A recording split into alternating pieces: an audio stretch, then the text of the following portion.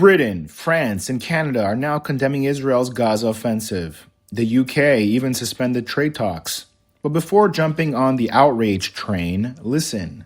Months ago, Mosab Hassan Yousef, son of a Hamas founder, warned this would happen. He exposed how Hamas uses children as human shields, booby-traps schools, and manufactures civilian deaths to manipulate you. The world keeps falling for it. Mosab tried to stop that.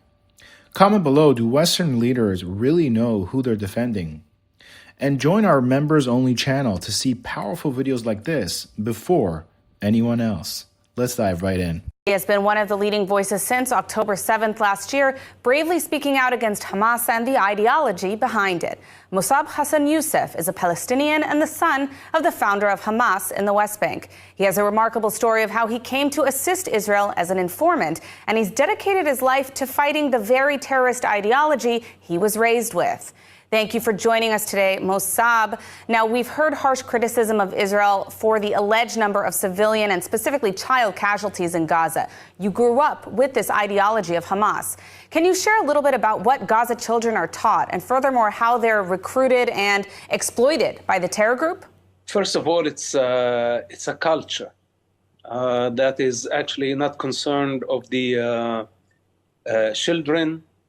The abuse process begins at a very early age by indoctrination, brainwashing, forcing the children to think as rebels and to adapt to violence.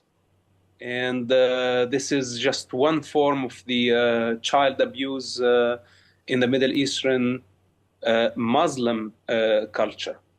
What Hamas is doing is a crime against the children.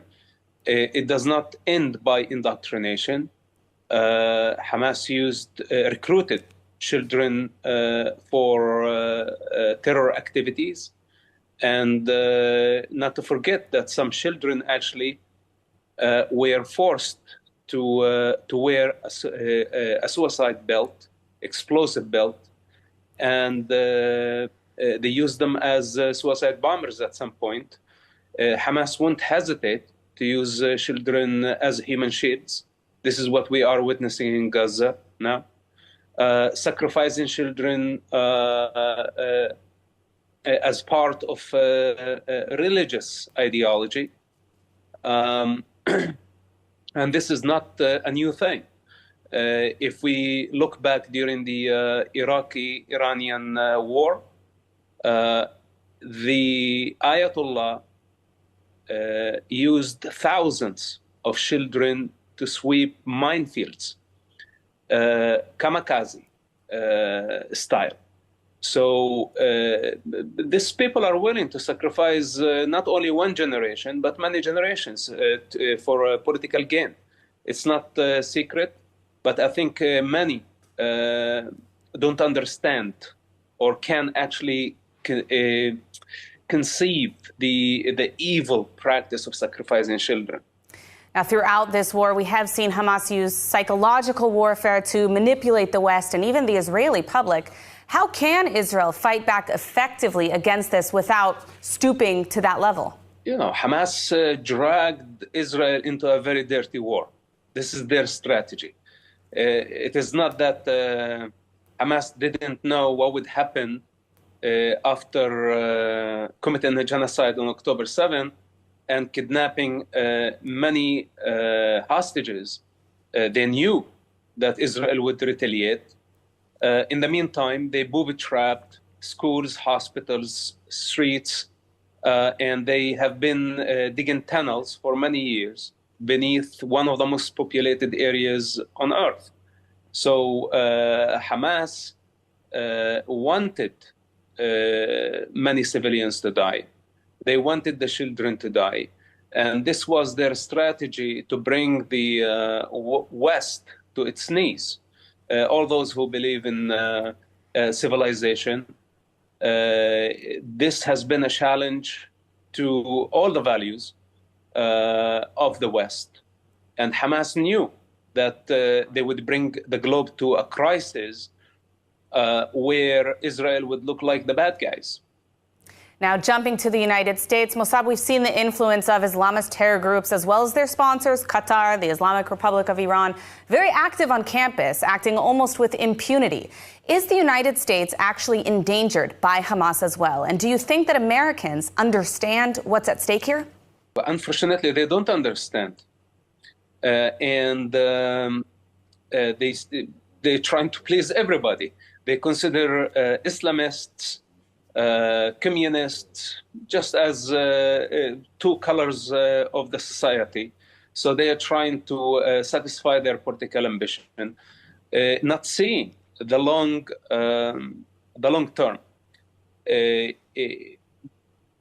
Their concern is the short-term political interest.